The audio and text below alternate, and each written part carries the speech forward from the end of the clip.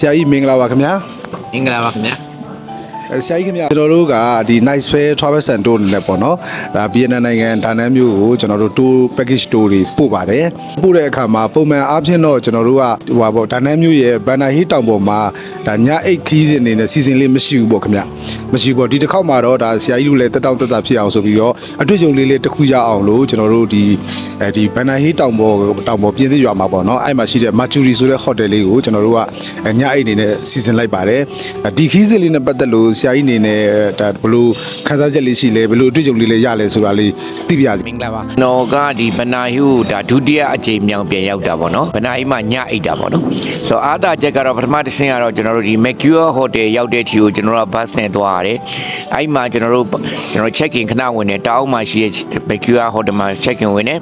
တော့ hotel ကနေထွက်လိုက်တာနဲ့ကျွန်တော် Quebec ကိုချက်ချင်းတက်ရောက်သွားတယ်အဲ့တော့အဲ့ဒီကမပင်မန်းတော့ဘူးပေါ့နော်ပြီးတဲ့အခါမှာအပေါ်ရောက်သွားတဲ့အခါမှာလည်း Mercure Hotel လေးကကျွန်တော်ဘနာဟီရဲ့အထွက်လေးမှနေရှိရပါတော့အဲ့တော့ကျွန်တော်တို့ချက်ချင်း check in ပြန်ဝင်တယ်ဆိုတော့အားသာချက်လေးကတော့ကျွန်တော်တို့အနေနဲ့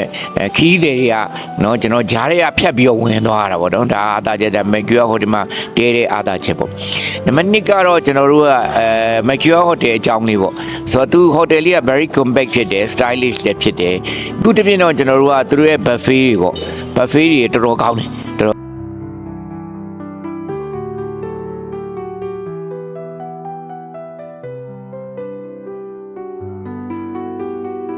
အထူးသဖြင့်တော့ကျွန်တော်ကညဘက်ကိုပို့ကြိုက်လိုက်တယ်။ဘာလို့ကြိုက်လိုက်လဲဆိုတော့မနေ့ကကျွန်တော်တို့စားရတယ်ကျွန်တော်တို့ရင်တစ်ခေါက် day trip မှာလည်းမနေ့ပိုင်းစားရတယ်။ဆိုတော့ညနေပိုင်းမှာတော့ဒီ Mercure Hotel ရဲ့ဒီ buffet ကတော့ကျွန်တော်တို့5 star တော့ပေးခြင်းတယ်။တော့အရန်ကောင်းတယ်။ seafood တွေလည်းအရန်ပါတယ်။เนาะကျွန်တော်တို့တော်တော်ကြီး relax ဖြစ်တယ်။ပြီးတော့ခါမှာသူတို့က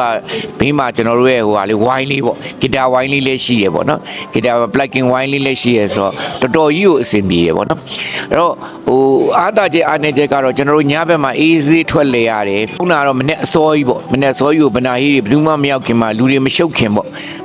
မရှုပ်ခင်မှာကျွန်တော်တို့ရဲ့ရှူကင်းတွေကိုတခြားကြည့်ရတယ်ချင်းယူပြီးတော့သွားပြီးတော့ကြည့်ရတယ်လေပတ်ရတယ်ပေါ့နော်အားသာချက်ပေါ့ကျွန်တော်တို့ချင်းကိုမရွေးနိုင်ဘူးပေါ့မရွေးနိုင်တော့ကျွန်တော်ကမိုးရင်းဖြစ်သွားတော့ကြောင့်ကျွန်တော်ကနည်းနည်းဒုက္ခရောက်သွားတယ်ဘလို့ရောက်သွားကျွန်တော်တို့ရောက်တဲ့အချိန်မှာတောင်ပေါ်မှာတစ်ချိန်လုံးမိုးရွာနေတော့ရှူကင်းတွေကိုတော့တခြားမကြည့်နိုင်ဘူးဖြစ်သွားတာပေါ့နော်ဆိုတော့မြူတွေကတအားဆိုင်ဆိုတော့တော်တော်ကြီးပင်ပန်းသွားတာပေါ့ဆိုတော့ကောင်းတာကတော့ကျွန်တော်အနေနဲ့ပေါ့နော်ကိုရီးသားအချိန်လဲရနိုင်တယ်ကိုရီလည်းနည်းနည်းလေးအသင့်တင်ငွေသုံးနိုင်နေမယ်ဆိုရင်တော့ကျွန်တော်ရဲ့ယာသီလူကြည်လင်နဲ့နော်ကျွန်တော်တို့ကຫນွေယာသီသူတို့ရဲ့ຫນွေယာသီလူဟာမျိုးကိုလာရင်အရန်ကောင်းတယ်လမ်းကြားလေးမှာလမ်းလျှောက်မယ်ပြီးတဲ့အခါမှာမနေ့အစောကြီးမှာကျွန်တော်တို့နာမည်ကျော်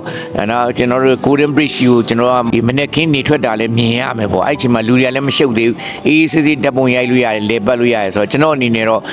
ကောင်းတယ်အရန်ကောင်းတယ်ကိုသာအေးစစ်စစ်နားကျင်နေဆိုရင်တော့ယာသီလူကြည်လင်တဲ့အချိန်မှာဗနာရေးမှာညအိတာဒီ day trip တဲ့ပိုကောင်းတယ်လို့ကျွန်တော်အနေနဲ့တင်ပြချင်ဟုတ်ကဲ့ပါဆရာကြီးခင်ဗျာအရန်ကောင်းပါတယ်ဒါဆရာကြီးရဲ့တင်ပြချက်လေးနဲ့ဆရာကြီးရဲ့ထင်မြင်ချက်လေးပေါ့နော်အရန်ကောင်းပါတယ်အခုလိုစိတ်ရှိလက်ရှိဖြေချပေးတယ်ဆရာကြီးကိုလည်းအထူးကျေးဇူးတင်ရှိပါတယ်ခင်ဗျာဆရာကြီးနောက်မှလည်းဆရာကြီးနဲ့အမြဲတမ်းခရီးတွေဆုံဖို့မျှော်လင့်ပါတယ်ဆရာကြီးခင်ဗျာဟုတ်ကဲ့ခင်ဗျာ